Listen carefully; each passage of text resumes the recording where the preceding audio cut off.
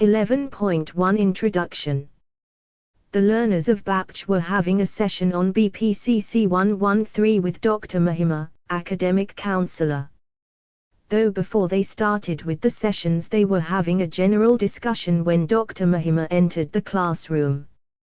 Dr. Mahima, oh. Looks like the class is busy in discussion. What are you discussing? Salim, learner ma'am, so far we have seen various therapies that focus on unconscious, psychoanalysis and psychodynamic psychotherapy, therapy that focus on behavior and reinforcement, behavior modification, therapies that focus on thought and therapy that focuses on thoughts, behavior and emotions, RET. Sonali, learner and mom, we also discussed about the therapies that focus on the individuals and his/her potential to understand and solve his/her own problems, humanistic therapies.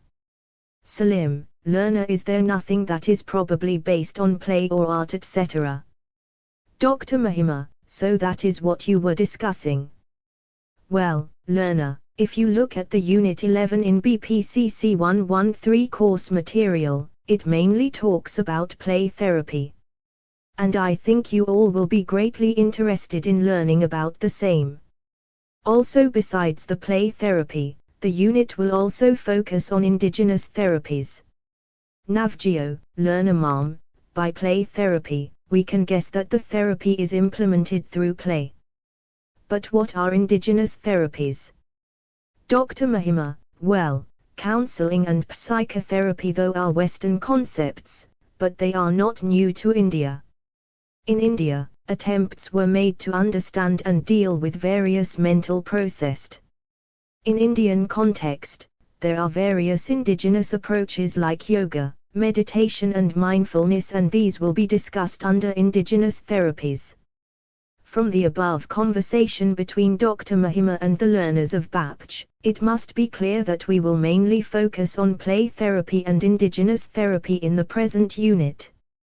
We will first start with play therapy and then go on to discuss about indigenous therapies. 11.2 Play therapy. An interesting therapy that is often used to treat psychological illnesses, especially in children, is play therapy. Children are not very articulate and with difficulties in communicating their problems with parents and adults. Play seems to be a good medium. Play therapy is much more than ordinary play.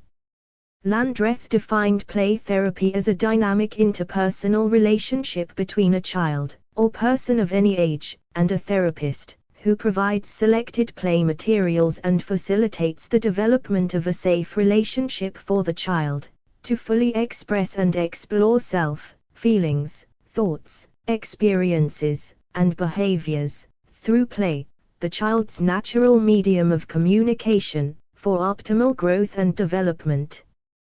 The act of playing itself can be described as being therapeutic, as was described by Winnicott. Play therapy provides a conducive environment to the child or the client to explore his/her uncertainties, fantasies, fears, desired, pain, conflicts and so on. Play therapy can also be explained as an interpersonal process wherein a trained therapist systematically applies the curative powers of play, for example, relationship enhancement, role-playing, aggression, communication, mastery, catharsis, attachment formation, etc., to help the clients resolve their current psychological difficulties and help prevent future ones. Play therapy techniques specify how to use the play materials so as to effectively implement the therapeutic powers of play. The basic focus of play therapy is dealing with children. It helps children explore their life events and helps the therapist understand the influence of the same. It helps children communicate, explore repressed thoughts, buried emotions. It allows them to address hidden traumas and through the process of therapy learn to experience personal growth. While therapy can also be used for adults, it is said to be important, effective and a developmentally critical tool for mental health. The best part of play therapy is that it can be done at the child's choosing and therapist's direction. Play has always been an integral component of a child's journey growing up. He learns to be self-engaged as he plays, he educates himself through play. Play is an important agent of socialization and can be fruitfully used as a coping tool in it being a therapy. Neurologically too, play has been considered to contribute significantly toward neural development. This leads to advancement in social skills, memory and emotional regulation. Play helps child victims of trauma come to terms, with play providing them a medium to vent. Furthermore, neurophysical changes occur during play, and techniques like role play and expression activities move trauma memories and sensations from the nonverbal areas of the brain, hippocampus, amygdala, thalamus, brainstem, to the frontal lobe where they can cognitively restructure and rewire themselves. Psychotherapists often employ play therapy interventions. Children many a times have difficulty verbalizing what they are going through or having a trusted adult to express it to. They can often be misunderstood by adults as well. This is where play therapy comes in handy. It helps children their inner feelings and emotions without threat. Toys take greater meaning by being symbols of significant things the child has experienced. Play helps therapists to come down to the child's level and bridges psychological barriers. For this reason, even behavioral, occupational therapists and social workers use play therapy interventions. Play reduces pressure of being guarded on children. They are able to communicate in their own time and way. This control in their life helps them deal with the other things they have no control over. The execution of play therapy will depend on the therapist, the issue at hand and the child. Observation and interviews with the parents, teachers and the child are generally starting steps. This is followed by goal setting and charting an action plan. Boundaries and action limits on what is permissible and what is not is discussed with the child and its significant others. The play therapist observes attachment patterns between the child and the parents, how the child reacts on separation and on reuniting with them. Session-to-session behavior changes and interaction with toys are closely noted and inferred. During play, children find solace and heal themselves, try to solve problems they are experiencing and even tend to act out their fears and anxieties. Play serves as a medium for catharsis. These inputs help play therapists to plan further course of action. It is to be kept in mind that play therapy sessions are customized to suit the individual needs of the child. A review of the therapy and its progress is to be taken timely. When parents, sibling or family members are involved in play, it is called filial therapy. Understanding and improved family dynamics, conflict resolution and healing are achieved with filial therapy too. One of the significant models of play therapy is child-centered play therapy, CCPT. CCPT is essentially non-directive therapy that mainly focuses on acceptance and the child is not challenged during the activity. Thus, the child can play during the sessions as he/she wished to. The core principles of CCPT are as follows. 1. The play therapist needs to create a relationship with the child that is sincere as well as friendly. 2. There is acceptance. 3. The therapist needs to display genuineness and be open in order to encourage and facilitate the child to express his/her feelings. 4. The therapist needs to pay attention and identify the emotions and feelings as expressed by the child during the play activity, and then these need to be reflected in a way which helps the therapist develop awareness and an understanding about the child's behavior. 5. The therapist needs to respect the skills possessed by the child that can help him/her solve his/her problems when opportunity for the same is provided. 6. The CCPT is non-directional, thus no direction is provided to the child by the therapist. 7. The therapist needs to be patient during the therapeutic process. 8. Certain boundaries could be created in order to ensure that the therapy is rooted in reality and that the child is aware of his/her responsibilities. Empathy and unconditional positive regard are two important aspects of CCPT. 11.2.1 How play therapy works. Having understood the importance and history and development of play as a therapy tool, now it is time to understand how it works and the interventions used. As seen earlier, play therapy is beneficial for children with emotional or behavioral challenges, and is very helpful in tackling inappropriate behavior and acting out tendencies. Play therapy sessions can be conducted with an individual child or in groups, and typically sessions last for 30 to 45 minutes. Empathy, non-judgmental attitude and genuineness are the cornerstones of the therapeutic relationship. In play therapy, there is a playroom that is equipped with a selection of toys and play material that help the child to express his feelings and in acquiring healthy behaviors. The manner in which the child plays with the toys gives the therapist information about the child's thoughts, emotion and conflicts. There is a wide selection of toys that can be used. These may include a sandbox with associated miniature figurines, art materials, construction toys like Legos or other, costumes or other clothing, dolls, a doll house with miniature furniture, stuffed animals, puppets, indoor sports equipment, and other indoor games. Play therapy also involves the use of play, storytelling, music, dance, drama and role plays. Initially children play as they wish, then the therapist introduces specific items or play activities related to the issues the child is facing. Play therapy encourages creativity, expression and awareness of emotions, troubles areas. It promotes healing and positive decision-making skills, and facilitates social skills and communication.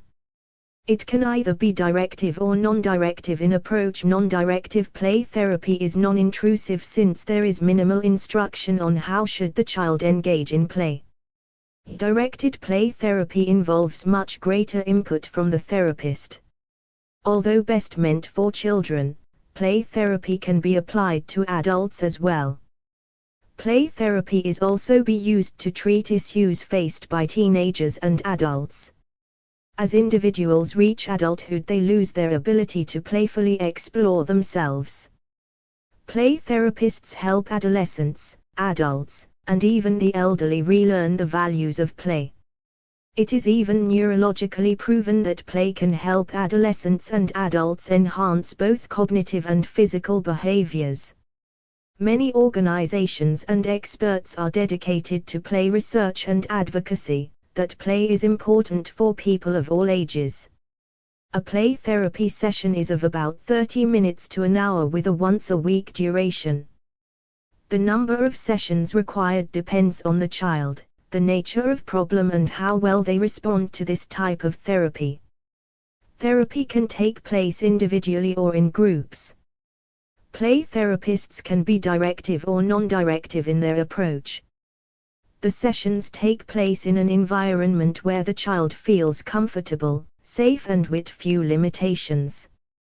The therapist may use techniques that including creative role-playing, storytelling, using toys, puppets, soft toys etc., art and craft-related activities, playing with sand, clay, play doll, and water, playing with blocks, dance and movements, music, creative visualization and soon.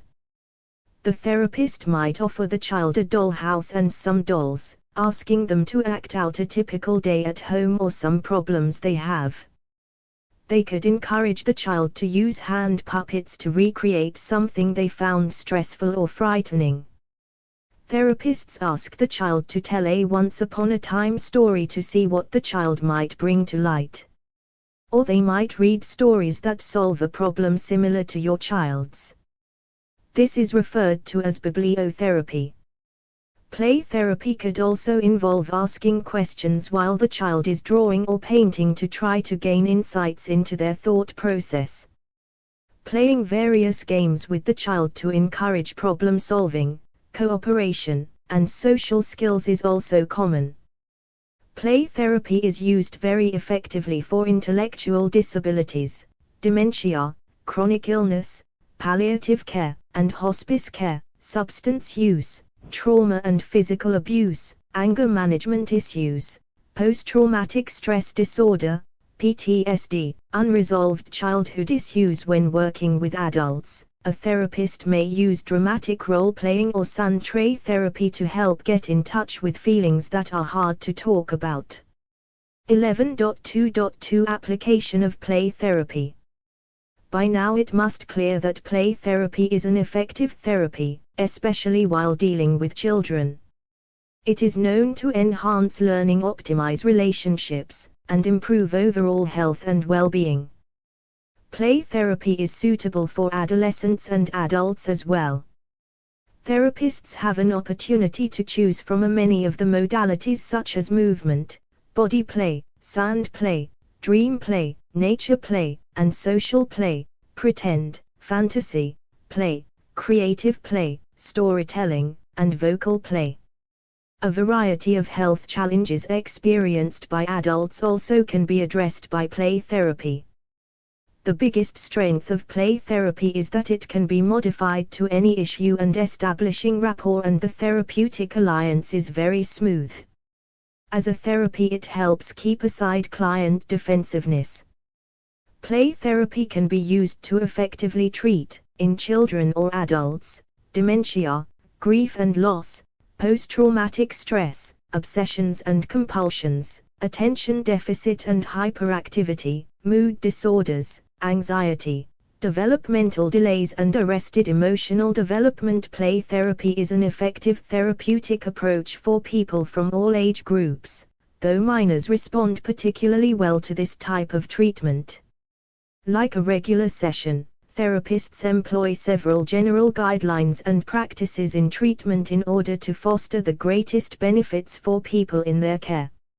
It is critical that when working with a child, the therapist provides adjunctive therapy for adults who play key roles in the child's life. Throughout therapy, the therapist typically places emphasis on the promotion of mental health and psychosocial development.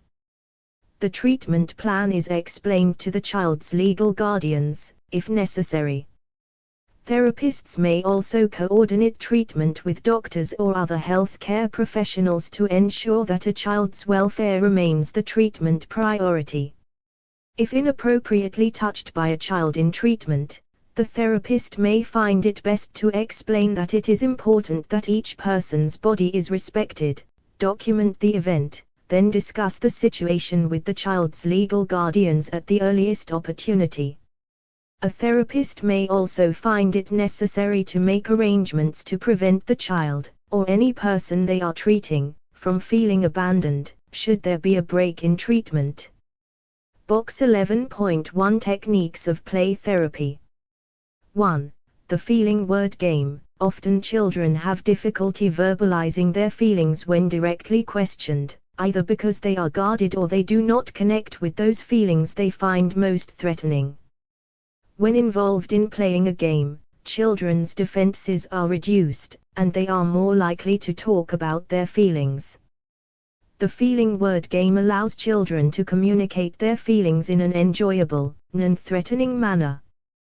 The feeling word game can be successfully used with all children, including those with conduct problems, attention deficit / hyperactivity disorder, ADHD, or anxiety problems.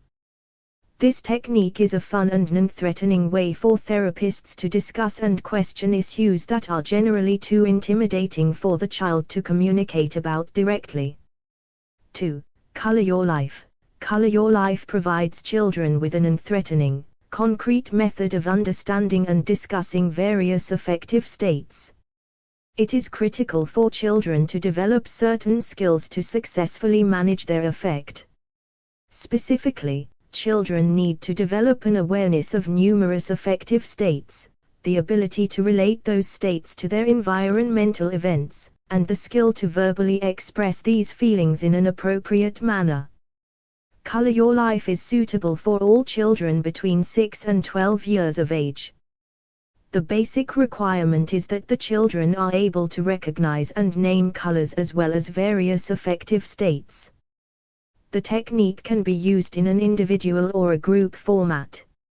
It is helpful to use the technique at several points throughout the therapy in order to examine what change has occurred. 3.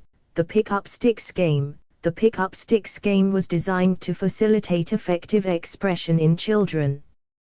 The technique is a fun way for children to express their feelings and pair various affective states with environmental events in a game context. In order for the Pick-up Sticks game to be successful, the children must already be familiar with color-feeling pairs. One way to introduce them to this is by first playing Color Your Life, described above. The adapted version of the Pick-up Sticks game is applicable for 6-12-year-old children. This technique can be used in an individual or a small group format. 4. Balloons of Anger. It is crucial to help children understand what anger is and how to release it appropriately. Balloons of Anger is an enjoyable, effective technique that provides children with a visual picture of anger and the impact that it can have upon them and their environment. It allows the children to see how anger can build up inside of them and how, if it is not released slowly and safely, anger can explode and hurt themselves or others. Balloons of Anger is effective for aggressive children who have difficulty controlling their anger and for withdrawn children who internalize their anger instead of expressing it. This technique can be used in an individual or a group format. 5. The Mad Game. The Mad Game was designed to show children that anger is a common, acceptable feeling, and it allows children to verbally and kinesthetically express their anger. Applications. The Mad Game can be used in an individual or a group format. This technique can be slightly altered to express feelings other than anger, such as sadness or anxiety. 6. Beat the Clock. Beat the Clock was designed to increase children's self-control and impulse control. The goal of this game is for the child to resist distraction, remaining on task and focused for a specified period of time. When the child successfully completes this task, she or he receives poker chips, which can be cashed in for a prize. When the child is successful at the game, the child is filled with a sense of competence and accomplishment. Beat the Clock can be used in an individual or a small group format. This technique is useful for any child who has impulse control problems, for example, children with ADHD. 7. The Slow Motion Game. It is well known that children learn best by doing. The slow motion game was designed to have children actively practice self-control over their movements in a playful group context. The slow motion game is successful with any group of children that has difficulty maintaining self-control. Also, common board games can be effectively used to increase children's self-control. 8. Relaxation Training. Bubble breaths. Bubble breaths is an extremely useful and concrete relaxation technique designed to teach children deep and controlled breathing while helping them become aware of their own mind-body connections. Bubble blowing is fun, inexpensive, and allows non-threatening interactions between the child and therapist. Bubble breaths can be used in an individual or a group format. It is a simple, inexpensive technique that is extremely engaging and non-threatening. This technique is especially useful in reducing anger, anxiety, or tension in children. 9. Worry Can. Children often worry about numerous things that they keep bottled up inside. These worries may be the root of some of their presenting problems, such as fears, peer conflict, temper tantrums, and separation anxiety. Worry Can is an effective method for helping children to identify and then discuss their worries with an adult and/or other children, Worry can may be used in an individual or a group format. It can be adapted to be used as an anger can or as a sad can. A variation of this technique is the garbage bag technique. 2 brown sandwich bags may be used as garbage bags, one for garbage from home and one for garbage from school. The child is instructed to decorate the garbage bags and then place 3 strips of paper, each with a separate problem, in each bag. The following session, the child picks out a piece of garbage to play out in miniatures or in role-playing. Often children will develop their own solutions to their problems. If this does not occur, the therapist should be directive and intervene with suggestions in the context of the play. The therapist needs to keep the play in the third person so as to allow the child to maintain enough distance from the problem in order to solve it. 10. Party Hats on Monsters. Party Hats on Monsters is a drawing strategy designed to enable children to gradually face their fears in an unthreatening, enjoyable manner. Most children find it more comfortable to express their fears through drawing as opposed to verbalizing them. Furthermore, children find it reassuring when they are not required to face their worst fear or anxiety immediately. By experiencing step-by-step success facing the feared object, the children's confidence and sense of mastery are increased. This technique is appropriate for preschool and school-age children. Although it is beneficial for helping children face their common fears, it is especially effective for children who have anxiety disorders. This technique can be slightly altered by providing children with the option of sculpting their fears in clay. 11. Weights and balloons. A common challenge in therapy is making abstract therapeutic constructs understandable, meaningful, and concrete to children. Techniques that are enjoyable and hands-on are an ideal way to teach children these complex concepts. Weights and balloons is an easy, effective technique for teaching children the somewhat complicated cognitive behavioral theory of depression. Weights and balloons is an inexpensive technique that transforms a complex idea into something concrete and understandable. This technique is particularly useful for children who are depressed. However, it is useful with all children to illustrate the effect that thoughts have on feelings. 12. The power animal technique. Internalizing a positive symbol of strength. Children who are referred for therapy often have low self-esteem, ineffective problem-solving skills, and difficult relationships with peers and adults. Therefore, primary therapeutic goals often include improving the child's positive sense of self and increasing his or her coping skills. However, it is often difficult for children to articulate what strengths they wished they had or what attributes would help them cope more effectively. The power animal technique is useful with any child who might profit from a positive introject. 13. Using a puppet to create a symbolic client. Puppets serve a crucial role in play therapy. Frequently, children project their thoughts and feelings onto puppets. In this way, puppets allow children the distance needed to communicate their distress. Furthermore, the puppets serve as a medium for the therapist to reflect understanding and provide corrective emotional experiences in the context of the children's play. Most children naturally project their experiences onto the puppets. However, some children are too fearful and withdrawn to become involved in any aspect of therapy. By using the puppet as a symbolic client, the therapist is able to engage these children and overcome resistance. The creation of the symbolic client removes the focus from the child, thereby increasing the child's comfort level and allowing him or her to remain at a safe emotional distance. This technique is particularly effective for any child between 4 and 8 years of age who is anxious or withdrawn in the beginning stages of therapy.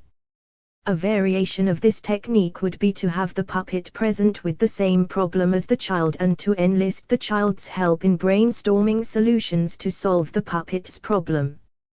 14. Broadcast news. it is much easier for children to play out their problems than discuss them. Furthermore, children are better able to solve their own problems when they can distance themselves from them. Broadcast news is an enjoyable, non-threatening technique that enhances children's verbalization and problem-solving skills. Broadcast news is an extremely useful technique for highly verbal children 6 years of age and older. Children who are very outgoing will find this an easy activity, whereas children who are withdrawn or anxious may have some difficulty. Puppets can be used if the therapist thinks that the child needs more distance from his or her problems. A variation of this technique is to have a talk show where the child is the host. The therapist is the guest and guides what issues she or he is going to discuss. 15. The Spy and the Sneak. The Spy and the Sneak was designed to transform negative family interactions into positive ones, which would increase the family members' enjoyment of each other and improve their self-esteem. Parents begin to see many of their children's positive qualities and start to reward the good behavior. Children realize that they get more attention by acting in a positive manner than in a negative one. The Spy and the Sneak is a fun, engaging technique that involves no cost but results in huge therapeutic gains. This technique is excellent to use with any family that is experiencing negative interactions. After the family has engaged in the technique for a few weeks, the therapist may choose to instruct the parent and child to switch roles, with the child becoming the spy and the parent becoming the sneak.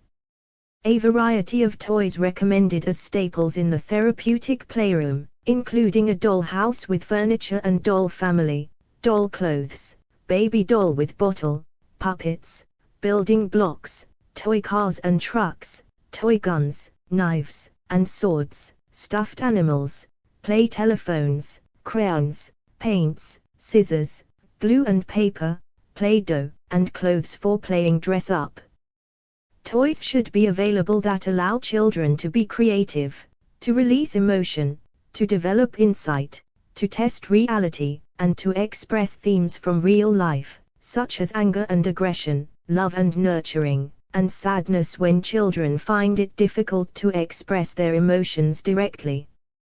Puppets provide effective stimuli for dramatized, symbolic acting out of emotions. Toy guns, toy soldiers, Play-Doh, doll families, and drawing and coloring pictures can all be used to encourage expression of need for nurturance and love. Several sources provide suggestions for play activities that may be helpful when planning counseling sessions for children.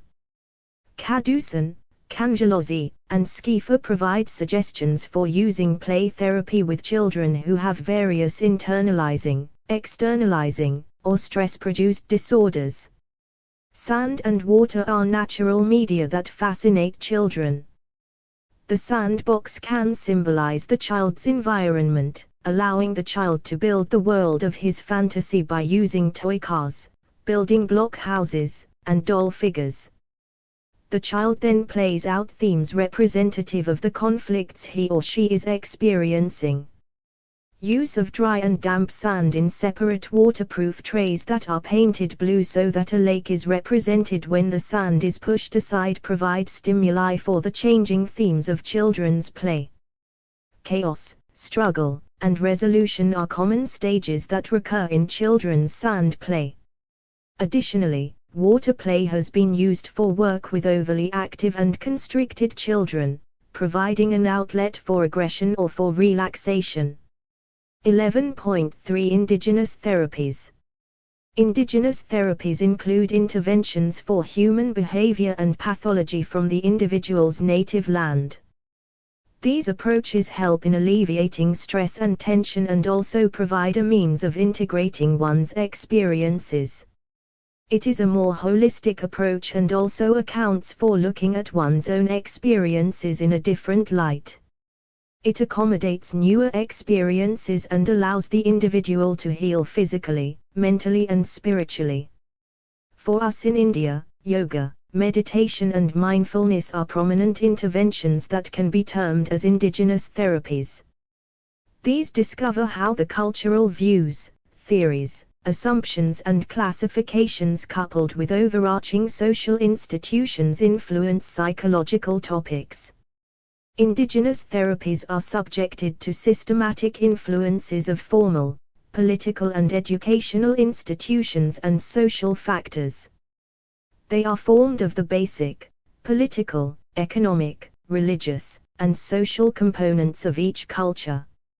Indigenous therapies use scientific and applied knowledge reflected in scientific and professional psychology to help individuals with psychological problems. Indigenous therapies are widely applied to strengthening education, employment, health, population control and religious conflict. Every indigenous therapy understands and finds to rectify factors such as affective, behavioral, and cognitive human systems that in turn impact attitudes, behaviors, beliefs, expectations, and values of the members of each unique culture. Psychology has the fundamental issues at the heart of its focus. Kim, Yang and Huang distinguish 10 characteristics of indigenous therapies. 1. They emphasize on examining psychological phenomena in ecological, historical and cultural context. 2. They need to be developed for all cultural, native and ethnic groups. 3. They advocate use of multiple methods. 4. They advocate the integration of insiders, outsiders and multiple perspectives to obtain comprehensive and integrated understanding. 5. They acknowledge that people have a complex and sophisticated understanding of themselves and it is necessary to translate their practical and episodic understanding into analytical knowledge. 6. They are part of a scientific tradition that advocates multiple perspectives, but not multiple psychologies or absolute relativism. 7. Although descriptive analysis is the starting point of research, its final goal is to discover psychological universals that can be theoretically and empirically verified. 8. They are a part of the cultural sciences tradition in which human agency, meaning and context are incorporated into the research design. 9. They advocate a linkage of humanities, which focus on human experience and creativity, with social sciences, which focus empirical analysis and verification. 10. Two starting points of research in indigenous therapy can be identified: indigenization from without and indigenization from within. While indigenous therapies have existed for a long time, only recently have they been studied in a global context. While international psychology influences indigenous therapies, it is within each indigenous psychology that the unique histories, social mores, needs and practicalities of a certain culture can be addressed. For example, many Indian psychologists with Western training have incorporated their instruction to include aspects of Indian culture that aren't necessarily relevant to Western psychology. They have learned to place more emphasis on extended family and community, which is more suited to the societal norms of Indian culture than Western culture. However, due to resource issues, the scaling up of indigenous therapies has not been that fast-paced. The lack of trained professionals and the demands of an impoverished population have left psychologists in India struggling to meet the needs of its citizens. This has often taken priority over scientific advancement. Furthermore, blind faith and superstition often come in way of the needy seeking treatment. Individuals do not seek professional assistance, be it with psychiatrists or mainstream psychologists and therapists, willingly. Such a social mind frame also poses a challenge for use and application of indigenous approaches. Indigenous therapies connected to the Indian culture include yoga, meditation and mindfulness. 11.3.1 Yoga. Yoga is a group of physical, mental and spiritual practices that are practiced to control and strengthen the human mind. It helps to calm our psychomotor agitation by calming our physiological processes. It helps to build attention by helping the individual to gain control of the mind. It aids stillness and helps one witness the surrounding with detached compassion. The individual is a witness as the consciousness is untouched by thoughts and mundane suffering. Yoga incorporates a broad variety of schools, practices and goals, coming from Hinduism, Buddhism and Jainism philosophies. Yoga was first mentioned in the Rig Veda and referenced in many Upanishads. These were around 5th–3rd century BC. The Yoga Sutras of Patanjali is the most comprehensive text on yoga. In general and Western world, yoga is represented by Hatha Yoga, a posture-based physical fitness, and stress relief and relaxation technique. It focuses on asanas. Yoga also constitutes meditation and deep breathing exercises. It can be understood that yoga is in itself an entire discipline that warrants technical study and practice. Yoga is known to work beneficially for physical and mental issues. A set of specific exercises, called poses, combined with specific breathing techniques and meditation principles are the building blocks of a yoga class. If a pose causes pain or proves too difficult, there are variations and modifications that can be made to help clients. Props like blocks, blankets and straps, even chairs, can be used to help clients get the most benefit from the poses. Yoga is not one size fits all. The best yoga workout will depend on individual needs and goals. Yoga is now introduced as a compulsory subject in most schools and colleges owing to the physical and mental health benefits it entails. It is a form of mind-body conditioning, helping individuals to breathe better and increase their focus. Yoga is also a part of sport training programs. Before yoga was a popular physical exercise, it was, for thousands of years, mainly a meditation practice. Yoga has different postures that serve a purpose for different illness and help manage it. Yoga works best for bodily ailments exacerbating out of stress. In combination with meditation and mindfulness, yoga as an indigenous therapy makes positive development. During yoga, as one does the poses, one is asked to observe one's own breath and body as it moves through the exercises. This is the foundation of a mind-body connection and the underpinnings of mindfulness. A well-balanced series of yoga exercises gives an opportunity to scan the entire body, noting personal feelings as one moves through the poses. One may begin to realize, for example, that one side of the body feels different than the other during a stretch, or that it's easier to balance on the right leg, or that certain poses helps ease tension in neck. This is how yoga turns physical exercises into tools to help individuals become more mindful and even learn to meditate. Mindfulness begins at yoga classes and percolates beyond classes and to every sphere of life. 11.3.1.1 Types of asanas and pranayama. International Day of Yoga on the 21st of June every year. Such is the effectiveness of yoga that it is now promoted at international level in order to create awareness and promote practice of yoga amongst the individuals so as to help them enhance their health and well-being. Yoga as a practice originated in India, and the term yoga is derived from Sanskrit meaning to unite, indicating a union of consciousness and body. The main goal of yoga is self-realization. Yoga finds its mention in Bhagavad Gita, where a whole chapter is devoted to it. Three main types of yoga have been mentioned in this regard. Karma yoga, that is yoga related to one's actions.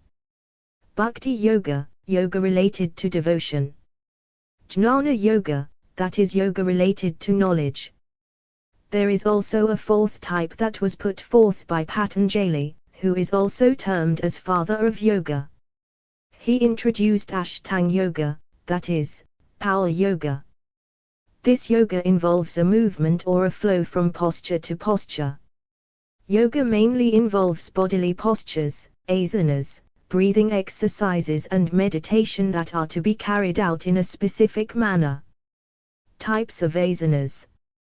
There are various types of asanas. Some of these have been briefly discussed as follows. 1. Padmasana. This is also referred as the lotus pose that can be used during meditation. Padmasana is practiced by sitting straight on the ground with your feet on top of your thighs.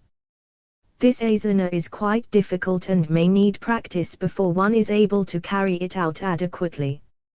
2. Sukhasana. This involves sitting cross-legged.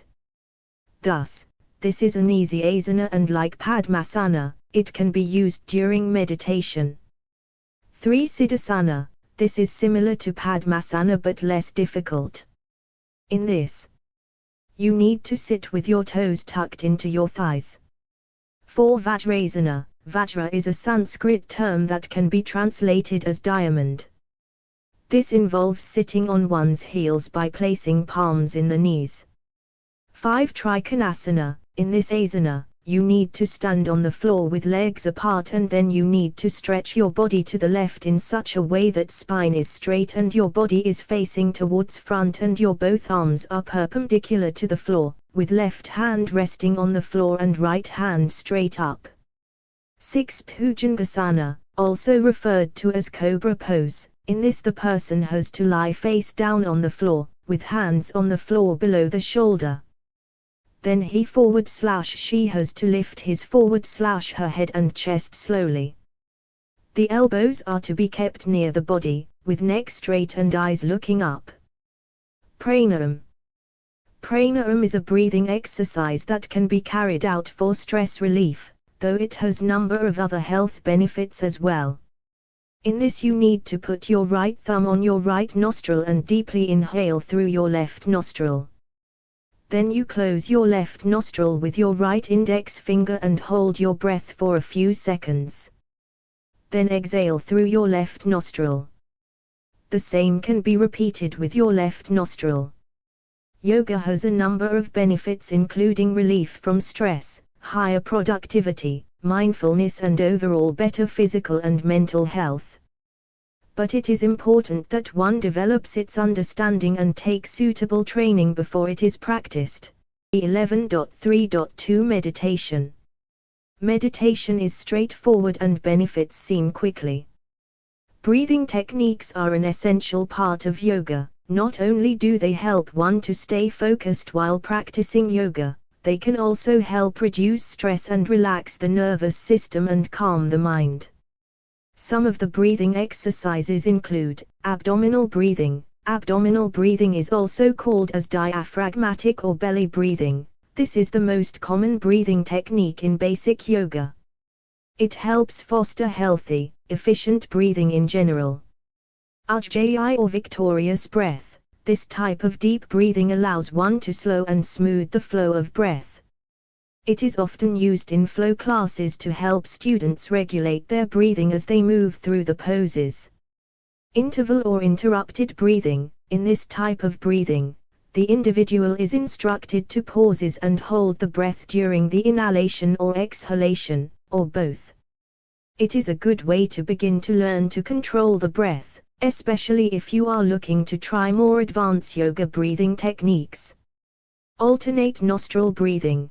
This technique is said to be effective in balancing the nervous system and is a good idea to try before meditation. Meditation and its effects are being studied clinically as well. Meditation is being regularly employed as a mainstay treatment in most cases of stress and anxiety. Mainstream medication and research have understood the utility of meditation in help ameliorate stress symptoms in those with chronic anxiety and even lifestyle disorders or terminal illness. 11.3.2.1 Types of meditation. Meditation is yet another technique that can be used to deal with stress. Meditation is the English term for Sanskrit term dhyana. It can be described as a process of quieting the mind in order to spend time in thought for relaxation with a goal to attain inner state of awareness and intensify personal and spiritual growth. Meditation also will relax your body, and thus the negative impact of stress on the body is reduced. Meditation leads to not only relaxation of body but also helps in increasing self-awareness. And regular practice of meditation will have long-term benefits. There are different types of meditation. Some of these are briefly explained as follows. Mindfulness meditation. This mainly includes becoming aware about one's thoughts. It mainly involves sitting in a place without any distractions and non-judgmentally observing one's thoughts and emotions. Transcendental meditation. This involves chanting of a mantra / chant or a word repeatedly in certain manner. This again can be done in a quiet place. One can sit straight but comfortably and practice this meditation for 15 to 20 minutes.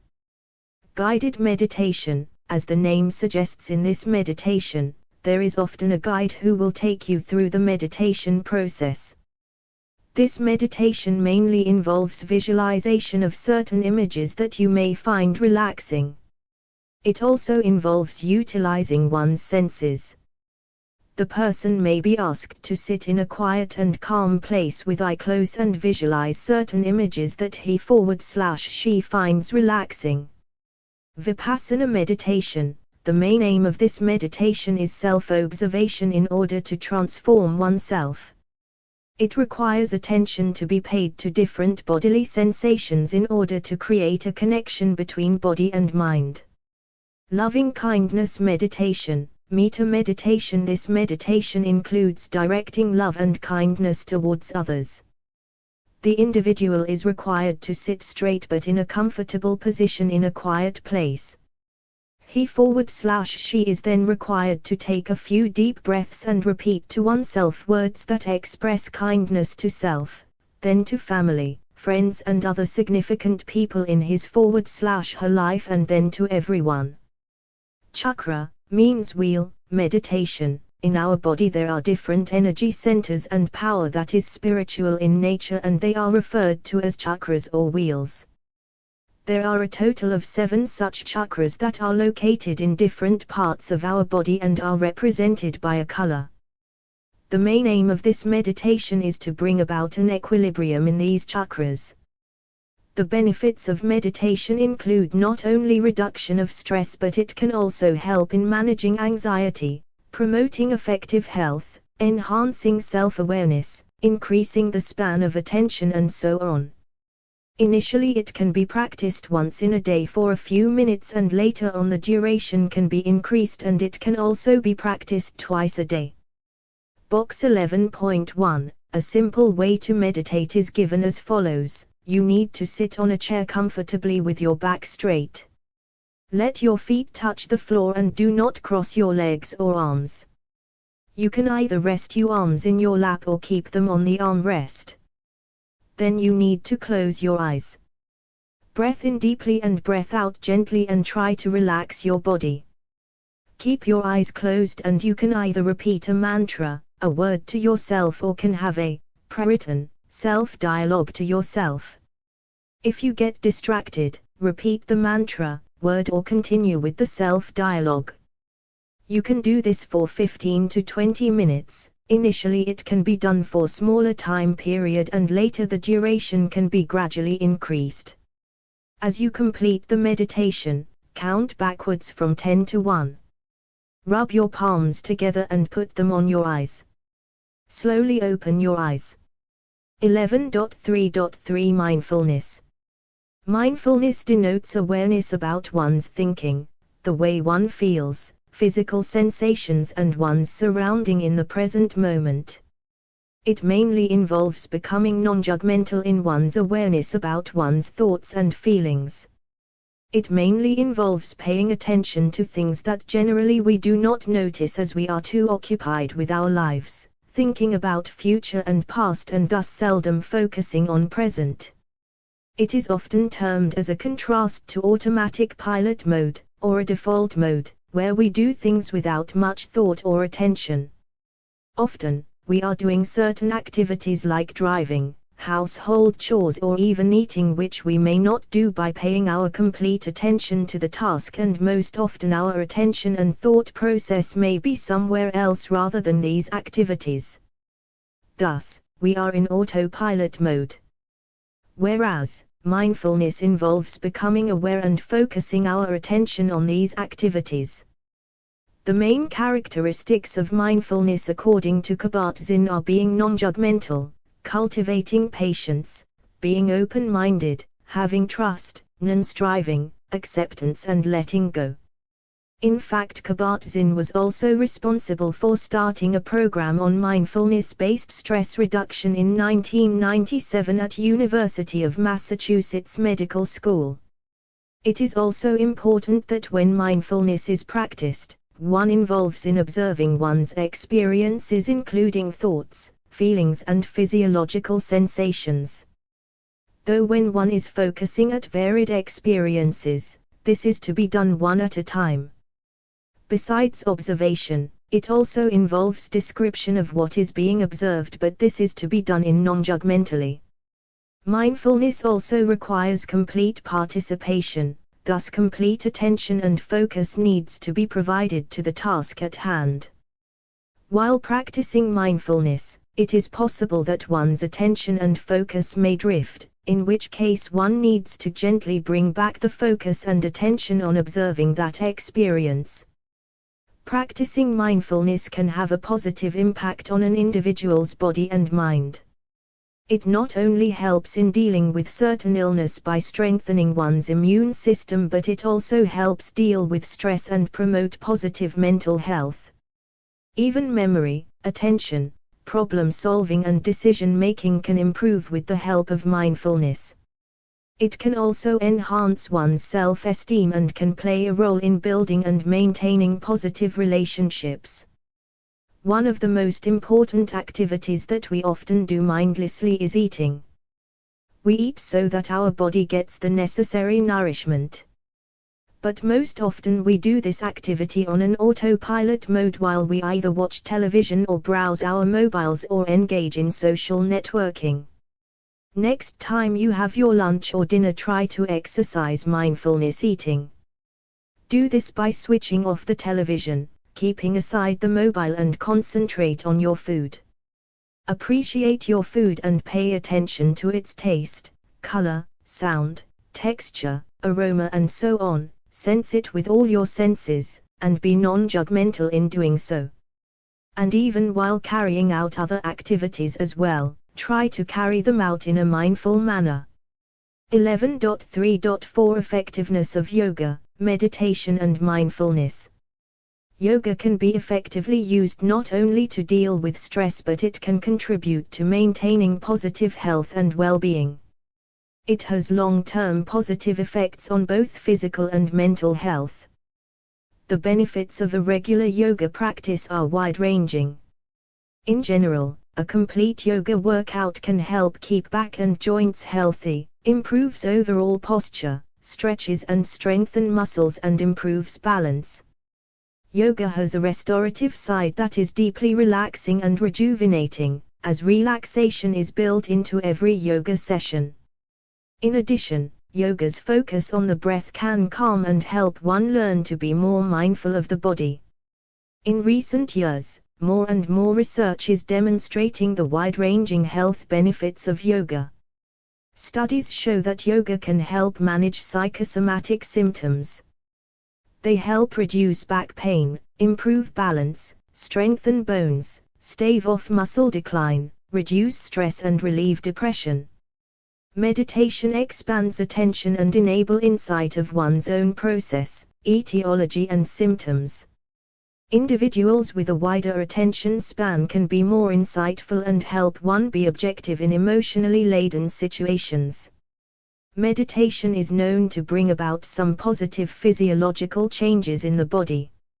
It works by impacting the autonomic/involuntary nervous system. Some mediation activates the sympathetic nervous system while some, the parasympathetic system. This is possible because of the relationship between amygdala and prefrontal cortex. Meditation increases gray matter and slows down deterioration. It was also noted that meditation improved integrity and efficiency of cognitive functions. Meditation also impacts perception with short-term and long-term effects. It temporarily or permanently alters top-down processing that is involved in filtering out noises. Meditation is known to have biophysical and physiological changes that lead to a relaxation response, changes in metabolism, respiration, heart rate, blood pressure and blood chemistry. While there is established evidence of yoga and meditation having positive effects on healthy individuals or with neurosis, reports for psychotic individuals or those with movement disorders can get worse. Further, indigenous therapies require training and counseling knowledge in case meditation stirs up emotions.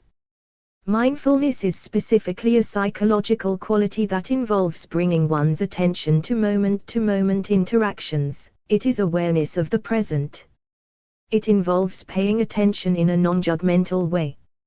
Mindfulness has two aspects: self-regulation of attention and adopting a particular orientation towards one's experiences, curiosity, openness, and acceptance. Mindfulness is the awareness of one's surroundings and the way one negotiates the same. It is the metacognition of how events and experiences work. Mindfulness is associated with Buddhist processes that lead to stress reduction and elevation of positive responses. It is a concept that can be measured with self-report techniques like Attention Awareness Scale, Freeburg Mindfulness Inventory, Kentucky Inventory of Mindfulness Skills, and Cognitive and Affective Mindfulness Scale. Mindfulness allows stress reduction and positive state elevation. Distress is reduced by reducing distractive and ruminating thoughts. Emotional regulation is also achieved by focused breathing. Stress-induced mood disturbances and functional impairments are also in check. Mindfulness also promotes positive and enriching experiences. It enhances the purpose of life, social support, and decreased illness symptoms. Brain and immune functions get elevated, though more research is warranted. Attention and awareness along with gratitude are promoted with mindfulness-based practices. Non-judgmental awareness, self-regulation of attention, openness to experiences is tenets of mindfulness. Mindfulness allows for going with the flow of situations and inducing alternative conceptualizations and cognitive reframing of events and experiences. It allows us to break off from autopilot mode to embrace the moment-to-moment situations. Mindfulness is used adjunct to many theories as dialectical behavior therapy, acceptance and commitment therapy, relapse prevention, cognitive change, self-management, relaxation, acceptance and overall well-being. Though India had its roots ingrained in these indigenous techniques, it has not been able to tap these into professional therapy avenues. The scene is gradually changing wherein Indians are adapting to these therapies. Therapy is gaining popularity slowly among urban centers, and so is the need to adopt indigenous practices for effective mental health outcomes. India is a land rooted with indigenous and alternative therapies like Ayurveda, Unani, Siddha, and these are interwoven with cultural and religious practices, along with magic and shamanic rituals. Education or the lack of it and blind faith come in way of analyzing these practices scientifically and adopting a more rigorous stand. This could also be a reason why many shy away from indigenous therapy application. The stigma that lies in India regarding mental illness and wellness practices translates to the adoption of indigenous practices as well. In India, the past few decades have been invested in promoting indigenous therapies for use in mental health and wellness. Of course, revisions and adaptations regarding indigenous therapies are online for India. There is an orientation moving towards studying culture. There is a need for indigenous interventions to merge with the traditional systems of therapy and improve the consumption of wellness interventions. 11.3.5 Application of indigenous therapy. Indigenous interventions as seen have cultural backgrounds and help instill in individuals a higher order sense of well-being. They help one answer questions relating to the purpose of life and in gaining a fresher insight into the current experiences. These interventions allow for an enriched perception towards oneself and others. Indigenous techniques help collate different world views regarding concepts of mental and physical health and have arrived at healing measures. These are holistic measures that also incorporate spirituality. Indigenous therapies are culturally rooted and imbibe the land's ritualistic notions and practices in healing. Practices like yoga, meditation and mindfulness are amenable to scientific studies to arrive at theoretical and empirical validation for the same. Indigenous therapies can get challenging as they can either be misunderstood as communal or take that turn. Also, they may include processes that may not be very amenable to scientific rigor. These include Reiki healing, pranic healing, crystal healing and the like. Client testimonials indicate these alternative healing approaches as helpful, but it remains a question as to whether to include them in the technical list of indigenous approaches. Yoga, meditation and mindfulness have been associated with improved holistic health outcomes and have also a basis in understanding neurochemistry and altering the same for better physiological functioning. Each of these techniques requires a specialized certification and clinically supervised exposure. It is imperative to understand the suitability of each of these interventions as per client complaints and client vulnerabilities. Each of these integrative therapies can also be initiated early in education syllabi to help train young minds to holistic healthy living. In light of advancing eclectic incorporations in therapy, it is suggested to include indigenous interventions as well. Essential training is required for therapists in multicultural aspects of counseling and so also in the indigenous approaches. Cultural competency is an active, ongoing process that the therapists should be trained in. It is important that this starts with awareness of therapists' own values and beliefs and societal systems.